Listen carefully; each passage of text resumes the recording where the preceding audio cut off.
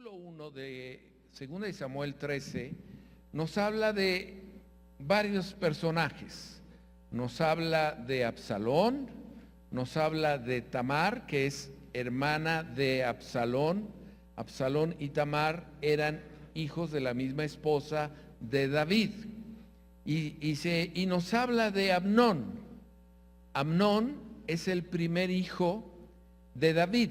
Amnón era el primogénito, es decir, Amnón era el heredero al trono, era la personalidad que, si estuviéramos en la actualidad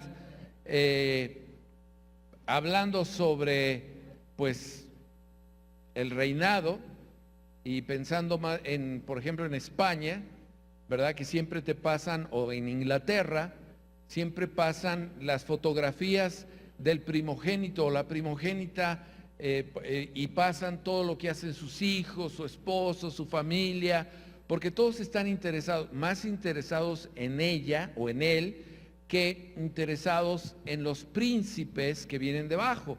¿Por qué? Porque es el heredero al trono. Y entonces pues todos se interesan en que se esté desarrollando correctamente, y tenga cultura, tenga una serie de cosas. Bueno, pues en la época de David, Amnón es precisamente ese personaje. Y aquí en el versículo 1 nos está hablando que sucedió algo muy llamativo. Dice aquí que se enamoró de Tamar, se enamoró de ella. Se enamoró de Tamar Amnón. Recordemos que era su media hermana. Entonces se enamora de su media hermana. Ahora, él sabe que no puede tener una relación con ella. Y él sabe que no puede involucrarse sin pedir permiso. Pero él está luchando mucho porque está enamorado, pero también a la vez podemos decir que está con esa cuestión de desearla. Y está luchando. Ahora, tenemos que entender que deseaba a su hermana y la lucha era para ver si podía hacer algo para llegarse a ella o podía respetarla como mujer.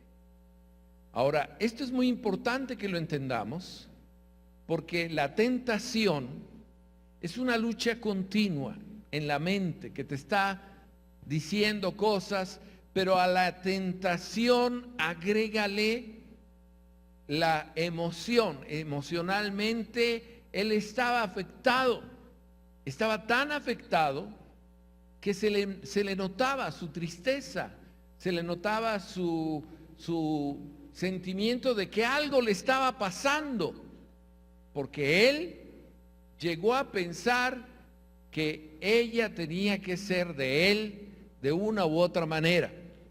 Esto nos deja ver algo a nosotros, porque debemos de entender que Amnón tenía todo lo que quería.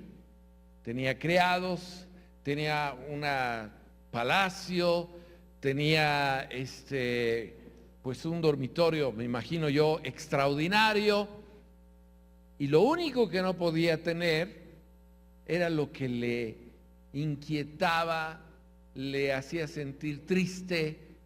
Era una lucha continua entre la tentación, el estado emocional tan fuerte que sentía, y ahí estaba luchando. Tenemos que tener cuidado, que aquí ya nos está hablando de un factor, que hay cosas que no podemos tener y que hay cosas que debemos respetar. Y la Escritura nos dice que tenía él un amigo, el gran amigo de su vida, que se llamaba Jonadab, versículo 3. Jonadab se da cuenta que tiene algo y le pregunta, le dice, oye, pues ¿qué te pasa? ¿Cuál es el problema? Ahora, en el versículo 3, la Biblia nos dice que Jonadab era un hombre astuto. Tenemos que entender que Jonadab era amigo del rey, del hijo del rey primogénito, pero además era el que podía darle un consejo para poder hacer lo que creía que era mejor para sanear la tristeza y el dolor por el cual estaba pasando Amnón. ¿Me van siguiendo? Ahora, debemos entender que muchas veces cuando recibimos un consejo, hablemos de consejo, recibimos un consejo y no es exactamente el consejo que yo quiero oír. Y cuando yo recibo el consejo que no me gusta, que no es el que quiero oír, pues lo que yo normalmente hago, voy y busco consejo con otra persona. Hasta que encuentro a alguien que me da el consejo de lo que yo quiero oír. Este es el bueno. Porque esta persona está aconsejando de acuerdo a lo que cree que la persona quiere hacer. Por eso dice que era hombre astuto, su amigo. Porque normalmente nosotros vamos a nuestros amigos o a nuestros primos o primas para buscar el consejo más adecuado, porque son los más cerca de nosotros. Son las personas en las que más confiamos. Y normalmente, oye, tengo algo que consultarte, tengo un problema así, asado, y la persona te da el consejo. Ya la Escritura nos está hablando de que hay un amigo, hay una necesidad del príncipe y hay una respuesta del amigo para que escuche al príncipe. Quiero darles un ejemplo. En la Biblia nos habla de un caso donde, en otro caso diferente, Salomón, que era el rey, muere y deja como sucesor al trono a Roboam. Roboam, siguiente rey, ya estando en el trono, pide consejo para saber cómo va a gobernar todo el reino que se le quedó. Es decir, en aquel entonces, el reino que dejó Salomón, podríamos decir que era la primera potencia en toda la región, era el reino más poderoso que existía. Y Roboam va y pide consejo a los ancianos, es decir, a todos los consejeros que le daban consejo a Salomón. Y fíjense lo que dice en esta historia, es muy interesante. Voy a leerles el versículo. Entonces el rey Roboam pidió consejo de los ancianos que había estado delante de Salomón su padre cuando vivía, y dijo: ¿cómo aconsejáis vosotros que responda a este pueblo? Y ellos le hablaron diciendo: si tú fueres hoy siervo de este pueblo, y lo sirviereis, y respondiéndole buenas palabras les hablases, ellos te servirán para siempre. Pero él, hablando de Roboam, el que ya estaba como rey, pero él dejó el consejo que los ancianos le habían dado y pidió consejo de los jóvenes, sus amigos, los que vivieron con él, los que convivieron con él. Y los jóvenes le dieron un consejo totalmente distinto. Como resultado de haber gobernado con el consejo de sus amigos, fue la división de un reino que estaba siendo muy poderoso. Y de ahí en adelante el reino se divide y el reino cae en un fracaso tremendo. ¿Me van siguiendo? Por eso el consejo, más bien la pregunta es: ¿a quién le voy a pedir consejo cuando yo estoy sufriendo? Cuando yo estoy triste, cuando yo tengo un problema, cuando yo estoy padeciendo. ¿Se lo voy a pedir a las personas que están más cerca de mí por ser mis amigos? ¿O se los voy a pedir a la gente que más sabe del tema? Y aquí están los amigos, están los que saben, los ancianos, los que tienen tiempo y los que tienen una guía espiritual también. Y aquí vemos que, regresando a nuestra historia, el amigo le dice: ¿qué tienes? ¿Qué pasa contigo? Tu semblante está triste, estás decaído. Y entonces el otro le revela: pues es que estoy enamorado. Y su amigo le dice: mira, vamos a hacer lo siguiente. Vas a aparentar que estás enfermo. te vas a acostar en tu cama. Y cuando tu padre, el rey David, venga a visitarte para ver cómo estás, tú le vas a decir: quiero que mi hermana Tamar venga y me atienda y me dé de ese alimento que ella sabe preparar. Y así lo vas a hacer. Y entonces el otro obedece a su amigo y va y le dice, el papá llega y lo ve, y entonces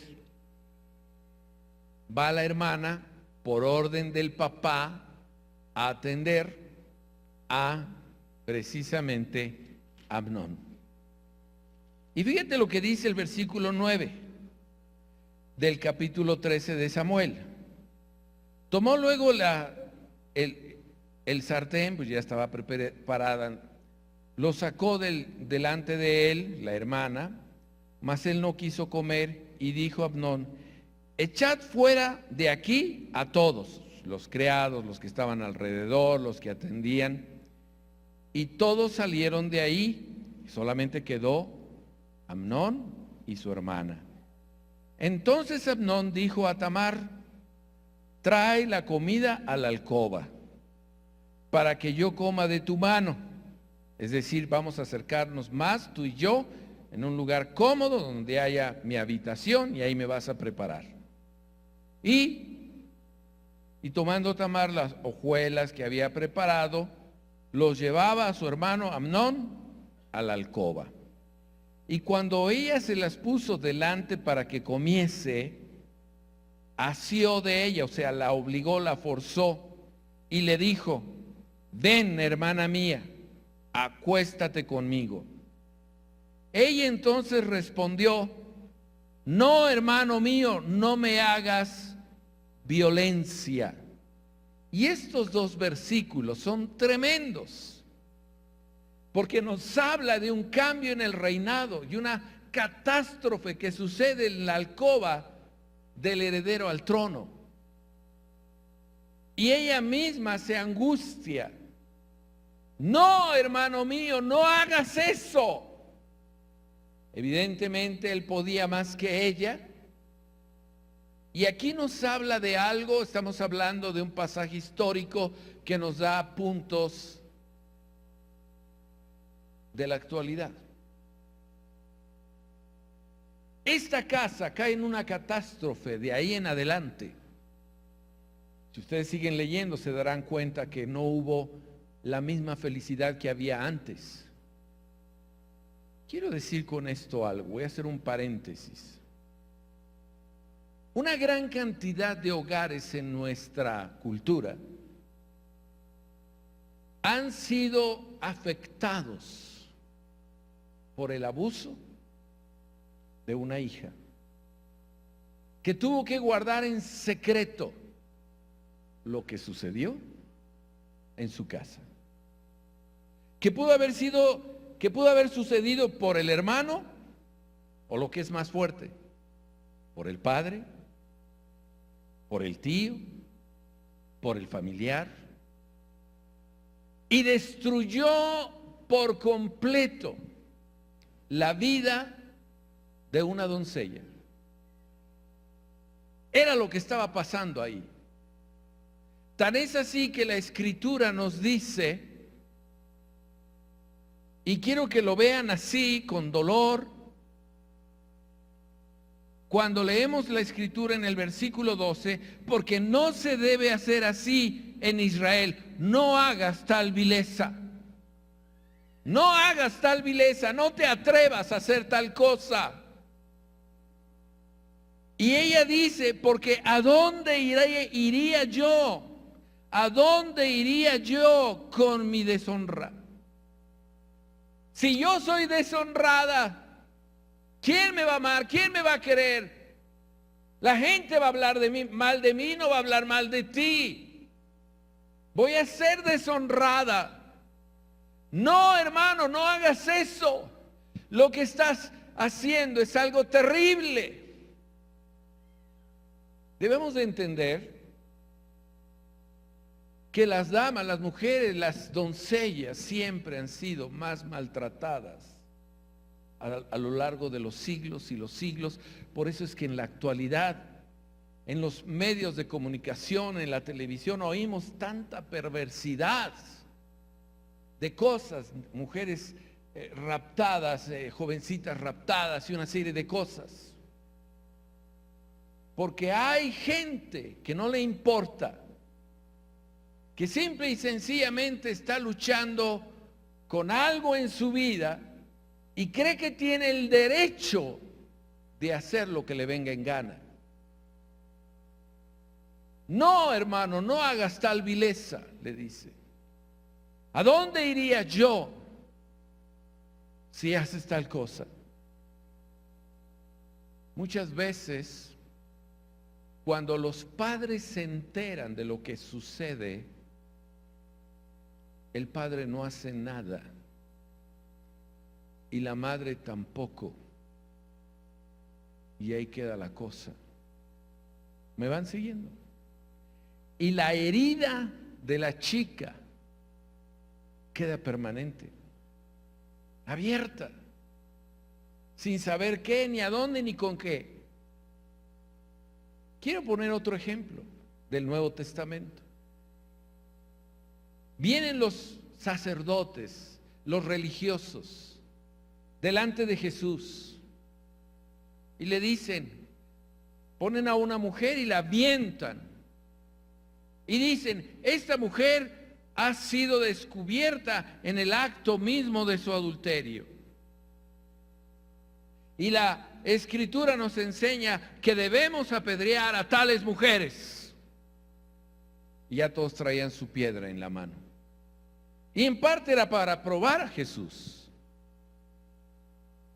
Jesús simple y sencillamente se pone a escribir ahí con el dedo. Nadie sabe qué fue lo que escribió, pero la mayoría determinamos que lo que estaba escribiendo eran los pecados de todos los que traían piedras para matar a esta mujer. Todos los que traían piedras tenían pecados y tenían cosas ocultas. De tal manera que empezaron a tirar las piedras, no a aventárselas, sino a soltarlas, y salieron uno a uno. Y entonces Jesús le dice a ella, mujer, ¿dónde están los que te acusaban? Y ella con vergüenza le dice, ninguno, Señor. Ni yo te condeno, ni yo te condeno, ni yo te condeno. Escucha esto, ni yo te condeno. Esas palabras a mí me llegan porque no sabemos qué fue lo que le pasó a esa mujer.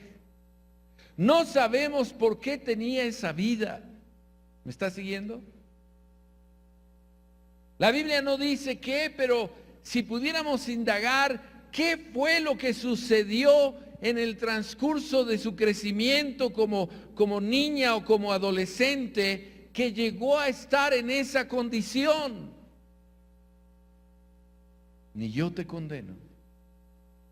Ve y no peques más. Porque saben, es muy fácil juzgar, es muy fácil criticar, es muy fácil cuestionar, pero ninguno de nosotros sabemos lo que esa persona ha padecido y ha sufrido. Podemos cuestionar un divorcio, podemos cuestionar una separación, podemos cuestionar que la mujer le ha costado la educación de sus hijos, etcétera, etcétera, etcétera. Pero ninguno entendemos lo que cada vida está viviendo. Solo Dios. Ella fue ultrajada. el pueblo se entera, porque acuérdense que ahí le pide a sus criados y a su gente que salga, pero cuando ella sale gritando, porque la escritura nos dice más adelante que ella sale gritando, se rompe su vestido y se echa ceniza y clamando, ellos todos los que estaban ahí sabían que algo había pasado y sabían que lo que había pasado es que este hombre había abusado de ella.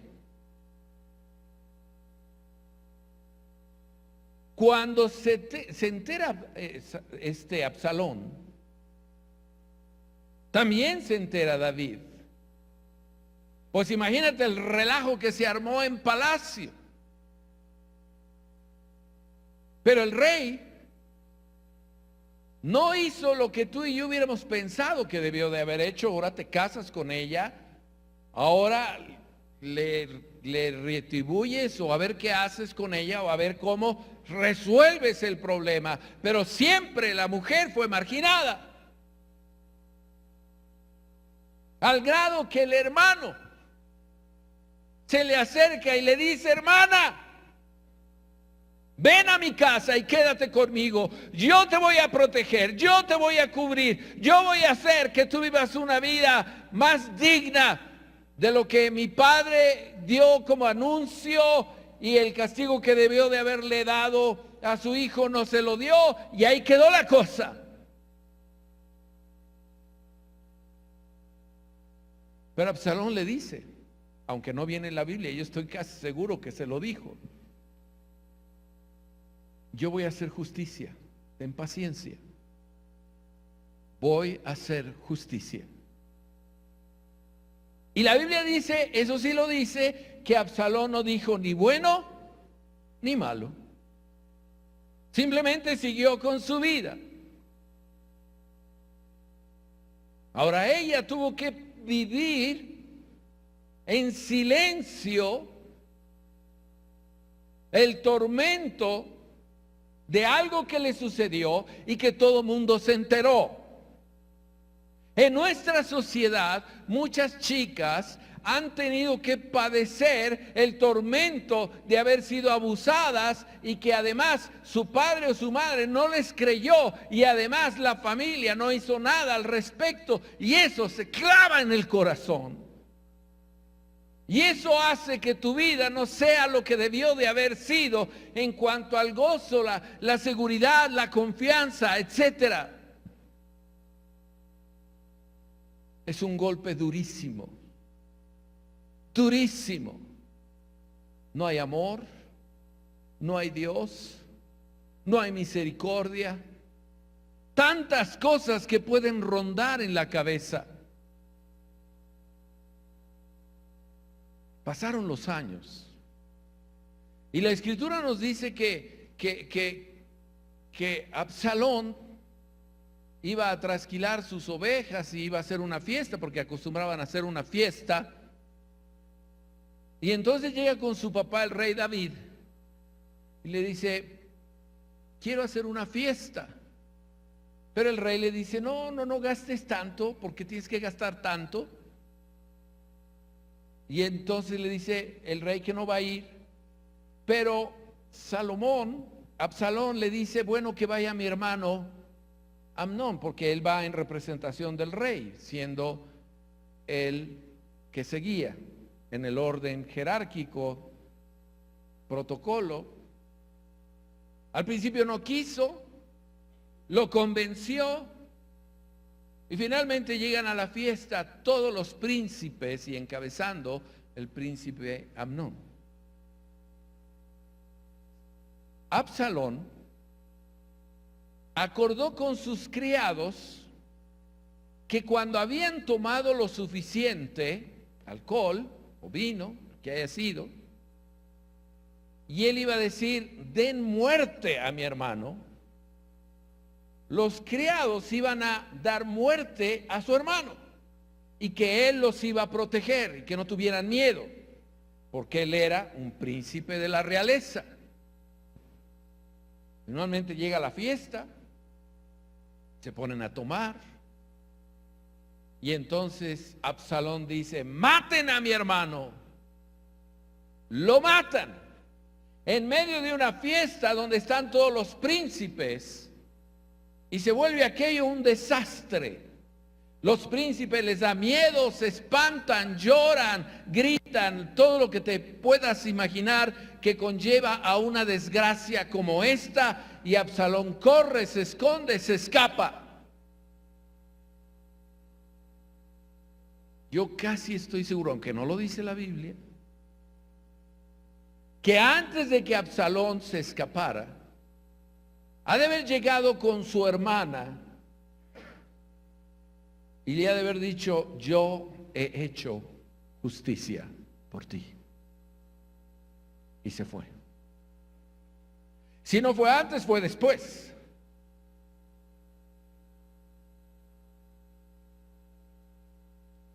Absalón tuvo que huir y se fue a refugiar con su abuelo, ya en otro reino, lejos de casa. Pero yo quiero ver varios aspectos. Primero, ¿sabes a quién mataron? Al sucesor del trono. No es cosa fácil, no es cosa liviana. Era todo un escándalo y era algo impresionantemente increíble que sucediera algo así.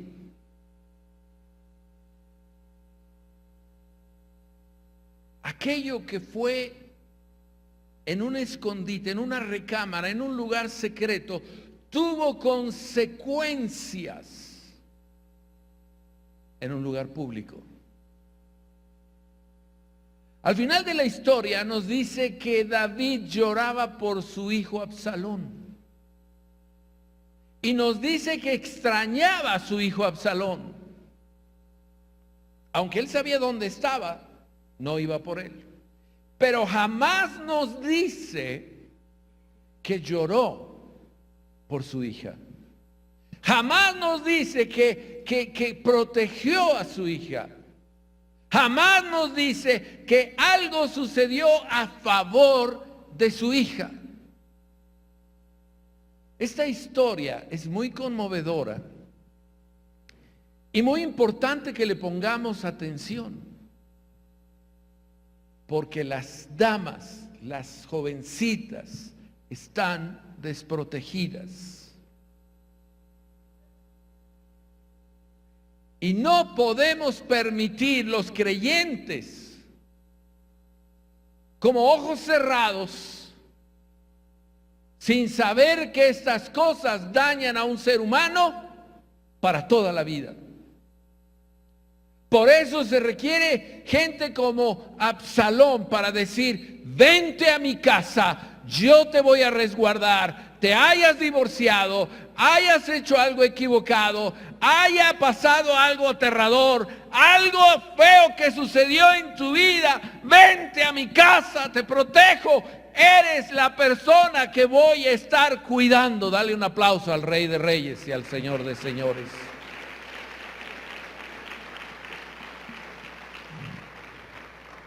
Esta casa, viento recio, es tu lugar de protección. ¿Me estás escuchando? No para refugiarse, sino para sanar. Porque donde está Cristo hay sanidad. Y donde hay libertad, tu corazón se recupera, vuelve a sanar y vuelves a traer bendición en tu vida. Dios quiere que seas sana, que seas traspasada, que seas fortalecida. ¿Me estás siguiendo? ¿Lo crees o no lo crees? Dale un aplauso al Rey de Reyes.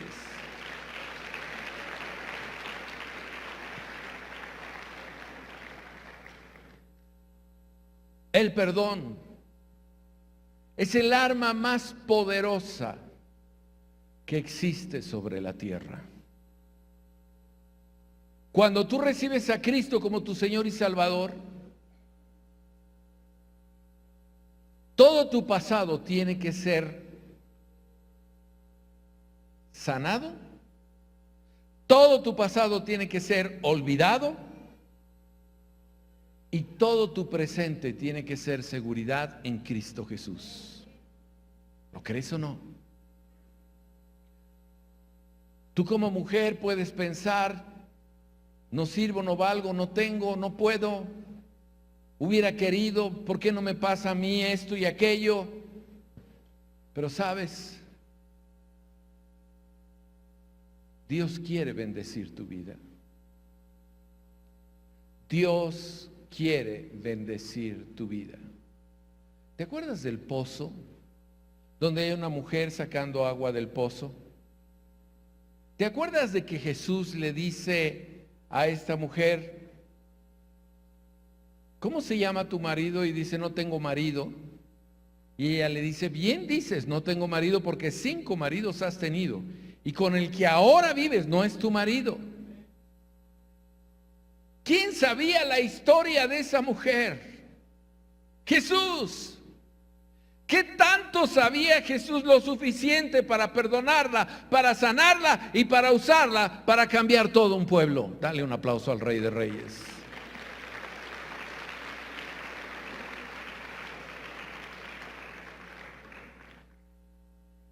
Dios manda a su Espíritu Santo. ¿Cuántos tienen el Espíritu Santo en ustedes? Para entender los tesoros de tu vida, las cosas de tu vida.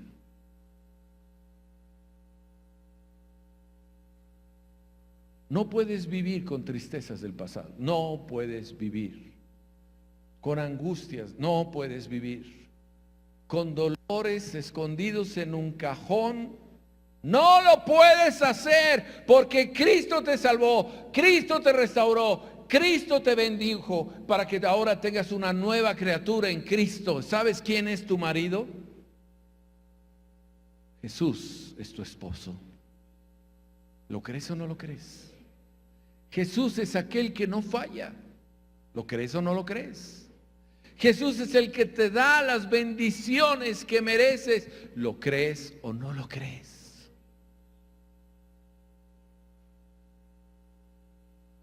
No hay nada más bello que el sentido emocional. Entre el hombre y la mujer, emocionalmente, la mujer es más comunicativa con las cosas espirituales porque es más fácil que se conecte. Y Dios quiere que te conectes porque Dios quiere bendecirte, bendecir tu vida, bendecir tu entorno. ¿Me estás escuchando? La Biblia dice, una vez que ya acabamos esta historia, dice aquí Efesios 2:12. Efesios 2:12, regresando a Jesús, que es el que nos sana, nos limpia y nos libera. Dice la Escritura, en aquel tiempo estaba sin Cristo. En aquel tiempo estaba alejado de la ciudadanía de Israel y ajeno a los pactos de la promesa, sin esperanza, sin Dios en el mundo, sin esperanza, sin Dios en el mundo.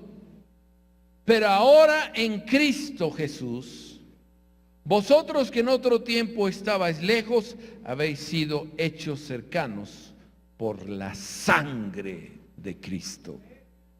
Repite conmigo, por la sangre de Cristo. Otra vez, por la sangre de Cristo. Una vez más, por la sangre de Cristo. ¿Qué hizo Absalón? Fue y mató a su medio hermano. Y le dijo a su hermana, yo he cobrado tu justicia. Su sangre fue derramada. Él creyó que se iba a salir con la suya, iba a ser feliz. Porque una cosa es, me voy a desquitar. Y todo tu ser tiembla y dice, algún día me voy a desquitar. Algún día vas a ver de lo que soy capaz. Algún día voy a hacer algo de lo cual te vas a arrepentir. Todo tu ser te dice eso. Pero Cristo viene y te dice, hija, hijo o hija, no pienses así. Mi sangre que fue derramada ya pagó el precio para que no sufras más, para que no sientas más, para que tu cabeza esté libre, limpia, para que tú vivas en paz. para que tú digas, bueno, no voy a recordar el pasado, no voy a pensar en el pasado, no voy a pensar en lo que sucedió ni cómo sucedió. De hecho, ya no me acuerdo porque Cristo está conmigo, porque Él me abraza, me ama, Él es mi Dios, Él es mi Padre, Él es mi esposo, Él es el camino, la verdad y la vida. Dale un aplauso al Rey de Reyes y al Señor de Señores.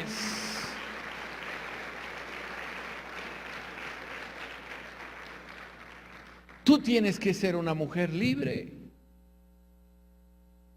Libre de lo que sea. No estoy solamente hablando de aquellas que fueron ultrajadas. Estoy hablando de aquellas que fueron abandonadas. Estoy hablando de aquellas que tuvieron que separarse. Estoy hablando de aquellas que dijeron, necesito mi libertad.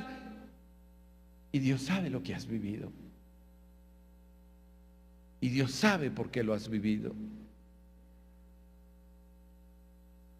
Por eso es importante el siguiente versículo. Efesios 4:30. Dice, y no contristéis el Espíritu Santo de Dios. Sabemos que el Espíritu Santo está en ti. No contristéis el Espíritu Santo de Dios, con el cual fuisteis sellado por el día de redención. Y luego dice, quítense de vosotros toda amargura. Repite conmigo, amargura. Otra vez. Más fuerte. Más fuerte. El enemigo número uno de tu vida es la amargura de las cosas injustas que te hicieron en el pasado. Y la palabra de Dios dice, por la sangre de Cristo, quítese la amargura. Deja de pensar en lo que te sucedió, en cómo te sucedió, en por qué me pasó. A mí Dios no me ama, porque si me amara no me hubiera pasado esto. No, eso no es plan de Dios. Dios quiere bendecir tu vida y por eso envió su sangre, para que a través de su sacrificio tú puedas tener vida y vida en abundancia. Para que no guardes rencor, para que no guardes amargura, para que no guardes tristeza, para que no vuelvas a decir estoy sola. Eso no es para ti. O el varón, estoy solo. Eso no es para ti. Porque Cristo está contigo, porque el Espíritu Santo está en ti, porque tienes la palabra de Dios y porque tienes la casa de Dios para fortalecerte en ella. Dale un aplauso al Rey de Reyes.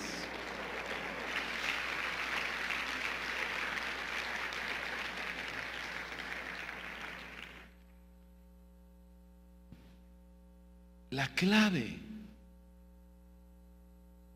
de la sanidad es que tu Padre clama por ti. Y es que tu Padre no espera que vayas huyendo por allá. Te va a buscar donde quiera que estés. Te va a buscar donde quiera que estés.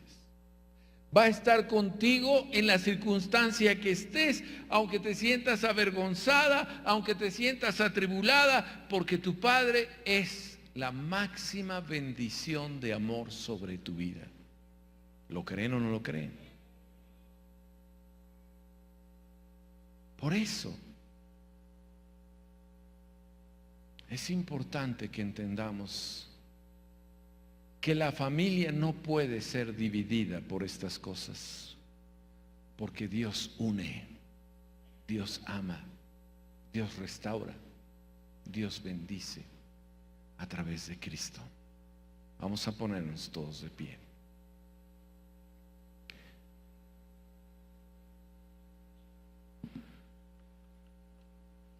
Yo no sé, Dios lo sabe, cuántas han pasado cosas difíciles. Pero vivimos en un mundo donde hay que proteger a las damas, a las señoritas, donde aquí hay que estar orando por ellas, donde tenemos que ser cuidadosos en el trato hacia ellas. en casa principalmente, con los familiares, con los hermanos. Satanás quiere dividir el hogar. Satanás quiere destruir las relaciones entre primos, primas, amigos. Y tú y yo estamos para restaurar, ¿verdad que sí? Para bendecir, para ser bendecidos. ¿Lo crees o no lo crees? Cierra tus ojos y repite conmigo: Señor, gracias por tu protección. Gracias. Nadie me va a criticar. Nadie me debe juzgar, porque mi Padre me ha salvado, me ha rescatado, me ha liberado. Yo soy hija del Dios creador del cielo y de la tierra. Mi ciudadanía está en los cielos. Señor, tengo a Cristo que murió por mí en la cruz para darme vida, vida eterna, vida de bendición. Señor, soy una nueva criatura. Soy alguien con identidad. Soy alguien a quien no le van a robar nunca más la bendición de tener la santidad en Cristo Jesús. Amén. Dale un aplauso al Señor.